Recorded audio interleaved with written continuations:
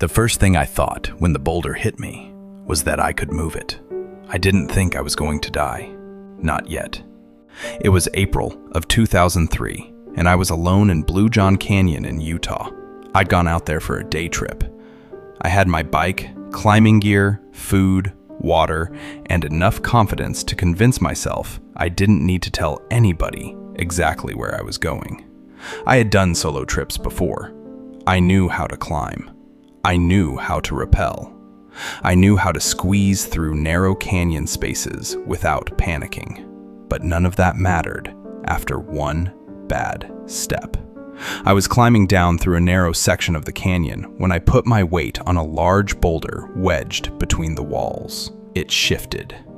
The rock came down with me and slammed my right arm against the canyon wall. For a second, I didn't even feel it.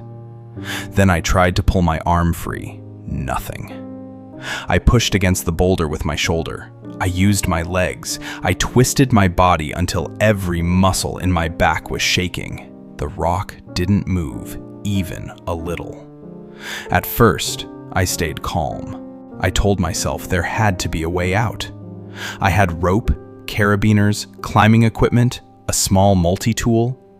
I started trying to build a pulley system. I chipped at the boulder. I pulled until my hands were bleeding. I braced my feet against the canyon wall and pushed until I couldn't breathe. But the canyon didn't care how hard I tried. By the first night, I started realizing how bad it was. The canyon got freezing cold after the sun went down. I had barely any room to move. My arm had gone numb beneath the boulder, and I could see the stars above me through this thin strip of sky. The worst part was knowing nobody was looking for me. Nobody knew my route. Nobody knew which canyon I had gone into. I had enough water for a normal day hike, not 5 days, not a week. So I started rationing it, one small sip at a time. I tried to sleep, but every time I woke up, the boulder was still there.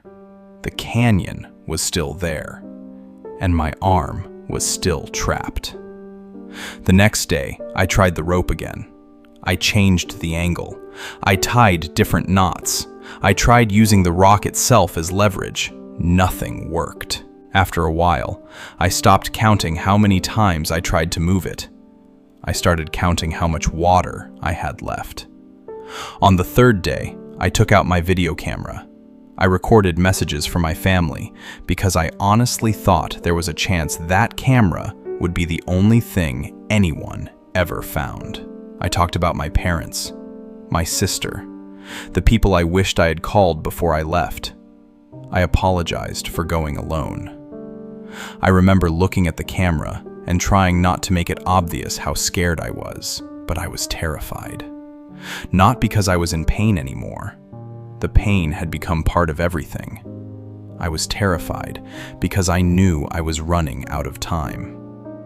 By the 5th day, I had stopped believing someone was going to find me. That was when I finally understood what I had to do. I wasn't going to die in that canyon, waiting for somebody who didn't know I was missing, so I made the decision. I broke the bones in my trapped arm, then did what I had to do to free myself. I don't remember thinking about the pain as much as I remember thinking about getting away from that rock. Once I was free, I was still deep in the canyon. I was dehydrated, exhausted, and badly injured, but I was moving. That was all that mattered. I climbed down through the canyon. I rappelled down a drop I normally would have thought twice about. Then I started walking. Every step felt impossible. Eventually, I found other hikers. I don't even know what I looked like when they saw me. Covered in dust, barely standing, missing part of my arm. But they were real. They were people. And for the first time in 5 days, I knew I wasn't alone. I had been trapped for 127 hours, almost 5.5 days. People call it a survival story now, but when I think about it, I hadn't fought that hard just to survive. I fought because there were people I still needed to come home to. The canyon took part of my arm, but it didn't take the rest of my life.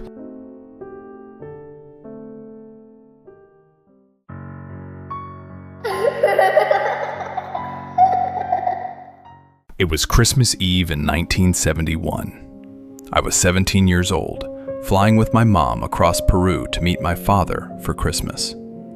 Outside the window, the sky had turned almost black. Lightning flashed through the clouds, and the plane started shaking hard enough that people stopped talking. Then there was a loud crack. The cabin lights went out. For a second, everything was silent. Then the plane started coming apart. I remember people screaming. I remember being pulled sideways in my seat, and then I remember seeing the jungle below me. Not through a window, below me. The next thing I knew, I was lying on the ground. I was still strapped into part of the airplane seat. At first, I thought I was dead. I couldn't hear anything except rain dripping through the trees and insects buzzing somewhere in the darkness. My shoulder hurt. My body was cut up. One of my eyes was swollen, almost shut, but I was alive. I started calling for my mom over and over, but there was no answer. I stayed near the wreckage at first, hoping I would find her, hoping I would find anyone. But all I found were broken pieces of the plane scattered through the trees. There were seats hanging from branches, suitcases split open in the mud, and everywhere I looked, the rainforest just kept going. I had almost no food, just a few pieces of candy I found in a bag. That was it. I knew enough about the jungle from my parents to understand one thing. If I stayed where I was, nobody would ever find me. But I also knew that water led somewhere. So when I found a small stream, I followed it. At first, the water only came up to my ankles, then my knees, then my waist. The jungle was so thick that walking beside the stream was almost impossible, so I started walking through it instead. The water was cold, muddy, and filled with things I couldn't see. Every few steps, something moved beneath the surface. I tried not to think about snakes. I tried not to think about crocodiles. I tried not to think about what would happen if I got too weak to stand.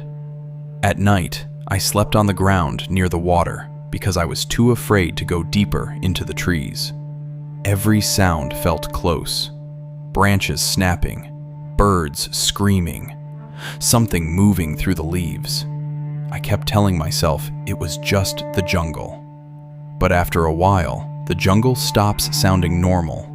It starts sounding like it knows you're alone. By the 7th day, I was barely eating.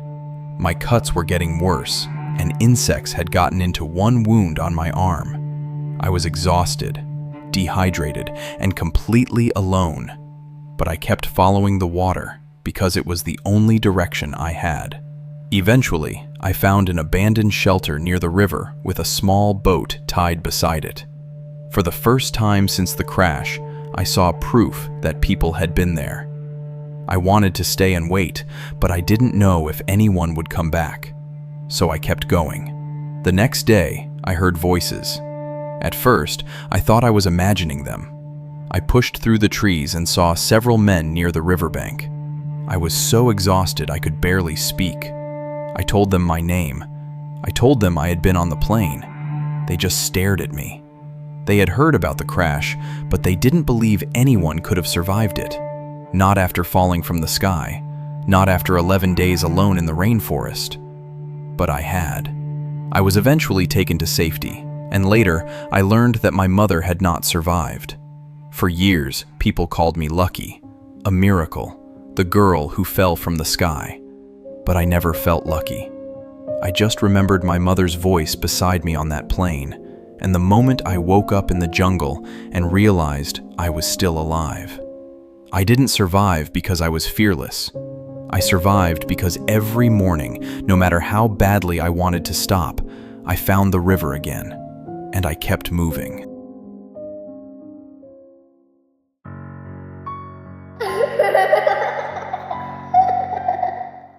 The first few days at sea, I still believed someone was coming for us.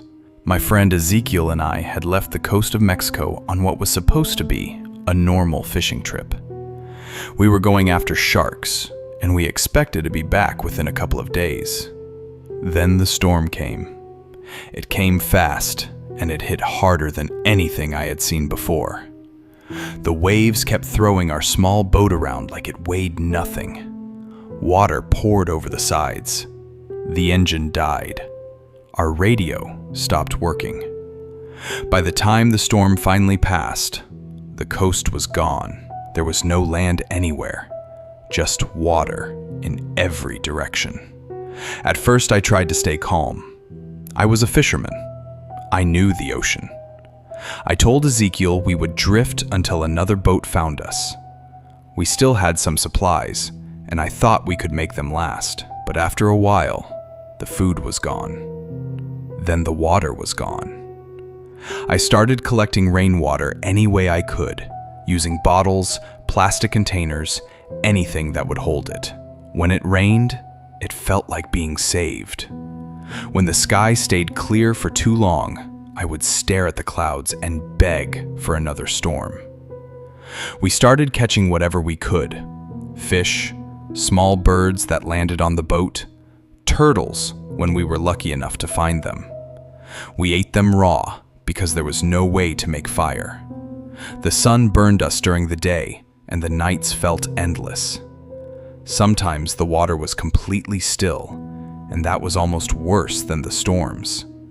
There was no engine, no radio, no lights from another ship. Nothing except the sound of the boat moving against the water. As the weeks turned into months, Ezekiel started losing hope. He got weaker than I did. He stopped wanting to eat. He would look out at the ocean for hours without saying anything. I kept telling him we had to keep going. We had to eat.